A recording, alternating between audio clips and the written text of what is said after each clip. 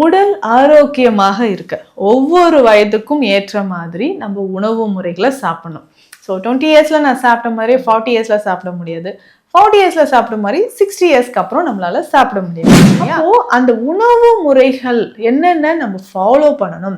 60 வயது ஆனாலும் நம்ம நல்லா நார்மலாக நடக்கிறது, வாக்கிங்லாம் இருக்கட்டும், நம்மளுடைய ப்ரீத்திங், நம்மளுடைய டெய்லி ரெகுலர் ஆக்டிவிட்டீஸ் எல்லாமே தளர்வு ஏற்படாமல் இருக்க என்னென்ன உணவுகள் இருக்கு. மூட்டு வலி தாங்க அதிகமாக இருக்கும். இந்த வலியை குறைப்பதற்கு கீரை வகைகள் ரொம்ப ரொம்ப முக்கியம். ஸோ உங்கள் வீட்டில் இருக்கக்கூடிய வயதானவர்களுக்கு இல்லை பெரியவர்களுக்கு இந்த உணவை அதிகமாக செய்து கொடுங்க. நீங்களும் சாப்பிடுங்க. ஆரோக்கியமாக பார்த்துக்கிறதுக்கு இந்த விஷயங்கள் எல்லாமே நீங்கள் ஃபாலோ பண்ணுங்கள். அதே மாதிரி ஸ்பெஷலாக வயதானவர்களுக்கு, சுகர் இருக்கிறவங்களுக்கு, இல்லை கொலஸ்ட்ரால் லெவல் அதிகமாக இருக்குது, மூட்டு வலி அதிகமாக இருக்குது, ஒவ்வொருத்தருக்கும் ஏற்ற மாதிரியான ஹெல்த் மிக்ஸ் நம்மக்கிட்ட அவைலபிளாக இருக்குது.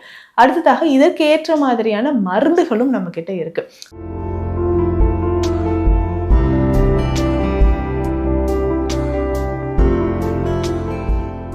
வணக்கம், நான் டாக்டர் நித்யா, சித்தா ஃபிசிஷியன். உடல் ஆரோக்கியமாக இருக்க ஒவ்வொரு வயதுக்கும் ஏற்ற மாதிரி நம்ம உணவு முறைகளை சாப்பிடணும். ஸோ 20 இயர்ஸில் நான் சாப்பிட்ட மாதிரி 40 இயர்ஸில் சாப்பிட முடியாது. 40 இயர்ஸில் சாப்பிட்ட மாதிரி 60 இயர்ஸ்க்கு அப்புறம் நம்மளால சாப்பிட முடியாது இல்லையா? அப்போது ஒவ்வொரு வயதிற்கும் ஏற்ற மாதிரி உணவு முறைகள் இம்பார்ட்டண்ட். ஸோ நம்மக்கிட்ட ட்ரீட்மெண்ட்க்கு வரக்கூடிய அன்பர்கள் பார்த்தோம்னா பெரும்பாலும் ஜீரியாட்டிக் பேஷண்ட்னு சொல்லலாம். அதாவது 60 இயர்ஸ்க்கு மேலே இருக்கக்கூடிய நபர்கள் அதிகமாக நம்மக்கிட்ட சிகிச்சை எடுத்துகிட்டு இருக்காங்க. அதற்கு ஏற்ற மாதிரி மருந்துகளும் உணவு முறைகளும் நம்ம சொல்லிட்டு இருக்கிறோம். அப்போது அந்த உணவு முறைகள் என்னென்ன நம்ம ஃபாலோ பண்ணணும். 60 வயது ஆனாலும் நம்ம நல்லா நார்மலாக நடக்கிறது, வாக்கிங்லாம் இருக்கட்டும், நம்மளுடைய ப்ரீத்திங், நம்மளுடைய டெய்லி ரெகுலர் ஆக்டிவிட்டீஸ் எல்லாமே தளர்வு ஏற்படாமல் இருக்க என்னென்ன உணவுகள் எடுக்கலாம். ஸோ பெஸ்ட்டாக நம்ம இளம் வயதுலேருந்தே ஃபாலோ பண்ண வேண்டிய உணவுகள் தான். ஸோ 60 வயதுக்கு மேலேயும் நம்ம ரொம்ப ஸ்ட்ராங்காக இருக்கணும்னா இந்த உணவுகள் எல்லாமே எடுத்துக்கலாம். சித்த மருத்துவத்தின் அடிப்படையில் 60 வயதுக்கு மேலே இந்த வாதம் உடலில் அதிகமாக ஆரம்பிச்சிடும். ஸோ அதிகமான மூட்டு வலி வருதுங்க, கை கால் நடுக்கம் வருது அப்படின்னு சொல்வீங்க. சரியான டைஜஷன் ஆகலை, மலச்சிக்கல் தொந்தரவு இருக்குது. ஸோ இதில் முக்கியமாக அல்சீமர், டிமென்ஷியா இந்த மாதிரியான மறதி பிரச்சனையும் எனக்கு இருக்குங்க அப்படின்னு சொல்கிறீங்களா? கவலையே வேண்டாம். இந்த உணவுகளை அதிகமாக சேர்த்துக்கோங்க. ஒரு 50 வயது கடந்தாலே நான் சொல்லக்கூடிய உணவுகள் எல்லாமே நம்ம அதிகமாக கவனம் செலுத்தி சாப்பிட்டுட்டு வரலாம். ஒரு சிலருக்கு மூட்டு வலி தாங்க அதிகமாக இருக்கும். இந்த வலியை குறைப்பதற்கு கீரை வகைகள் ரொம்ப ரொம்ப முக்கியம். ஸோ உங்கள் வீட்டில் இருக்கக்கூடிய வயதானவர்களுக்கு இல்லை பெரியவர்களுக்கு இந்த உணவை அதிகமாக செய்து கொடுங்க. நீங்களும் சாப்பிடுங்க. ஆரோக்கியமாக இருக்கலாம். ஸோ இந்த கீரை வகைகளை இந்த முருங்கைக்கீரை ரொம்ப முக்கியங்க. மூட்டு வலியாக இருக்கட்டும், எலும்புகள் தேய்மானம் இருந்தாலோ, இல்லை நமக்கு பாடியில் ஏற்படக்கூடிய நிறைய பிரச்சனைகள், ஸோ நரம்புகள் தொடர்பான தளர்வு, ஸோ இது எல்லாமே சரி செய்கிறதுக்கும் நமக்கு முருங்கை கீரை பயன்படுது. ரொம்ப முக்கியமான கீரை வகைகளில் ஒன்றுங்க. இது எப்படி நம்ம ஈஸியாக சமைச்சு சாப்பிடலாம். இது கடையல் மாதிரியும் நம்ம செய்யலாம். பருப்பு சேர்த்து கடையல் மாதிரி எடுத்துக்கோங்க. அப்படி இல்லைன்னா முருங்கை கீரையோட தேங்காய் துருவல், சின்ன வெங்காயம், சீரகம் இது எல்லாமே சேர்த்து நல்லெண்ணெயில் லேசாக நம்ம வதக்கி பொரியல் மாதிரி ஒரு கப்பில் சின்ன கப்பில் ஒரு நாளைக்கு ஒரு வேளை சாப்பிட்டா கூட போதும். இல்லை வாரத்துக்கு ஒரு 3 முறை நீங்கள் ரெகுலராக இதை பயன்படுத்தினாவே உங்கள் உடலில் இருக்கக்கூடிய கழிவுகள் வெளியேற ஆரம்பிக்கும், மூட்டு வலிகள் குறையும். ஸோ வயதானவர்களுக்கு எளிமையாக செரிமானம் ஆவதற்கும் இது உங்களுக்கு பயன்படுதுன்னு சொல்லலாம். அதே மாதிரி வேறு என்ன கீரைங்க நான் சாப்பிட்லாம்? ரொம்ப ஈஸியாக டைஜஷன் ஆகக்கூடிய வெந்தய கீரை உங்களுக்கு முக்கியமானது. பசலை கீரை நீங்கள் சாப்பிட்லாம். ஸோ இந்த மாதிரி கீரை வகைகளோ இதை சூப் மாதிரியோ நீங்கள் பயன்படுத்திக்கலாம். அடுத்து முக்கியமான ஒரு மெடிசன் மருந்து வகை அப்படின்னு பார்க்கும்பொழுது பிரண்டை சூரணம் இல்லைன்னா பிரண்டை கஷாயம் இதை பயன்படுத்தலாம். ஸோ பிரண்டை கிடைச்சதுன்னா உங்களுக்கு அது சூப் மாதிரி குடிச்சு பாருங்களேன். ஸோ ஒரு 60 வயதுக்கு மேலே இருக்கிறவங்க மூட்டு வலியோ உடலில் இருக்கக்கூடிய அந்த தசைகள் வலிமையாக இருப்பதற்கோ நமக்கு இது பயன்படுது.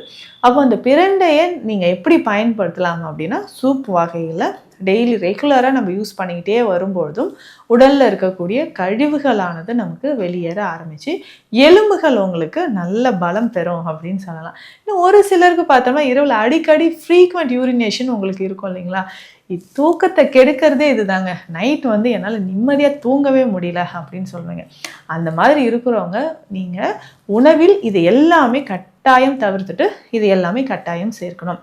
வயதானவர்களுக்கு அடிக்கடி நமக்கு இந்த ப்ராப்ளம் வருதுன்னா நரம்புகள் தொடர்பான பிரச்சனைகள் தான். ஸோ நரம்புகள் வந்து நமக்கு வலிமை இழந்து இருக்கும்பொழுது ஃப்ரீக்வெண்ட்டாக உங்களுக்கு யூரினேஷன் அப்படின்ற ஒரு ப்ராப்ளம் வருங்க.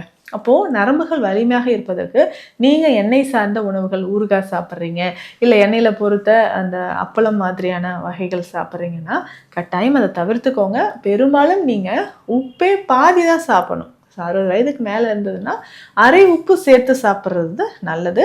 அதே மாதிரி இரவு உணவு கட்டாயம் 8 மணிக்குள் நீங்கள் முடிச்சிடணும். ஸோ 8 மணிக்குள்ளே உங்களுடைய உணவு முறையெல்லாம் ஸ்டாப் பண்ணிட்டீங்கன்னா அதுக்கப்புறம் 8 மணிக்குள்ளே டின்னர் முடிச்சிடுங்க. அதுக்கப்புறம் நீங்கள் சாப்பிட வேண்டாம்.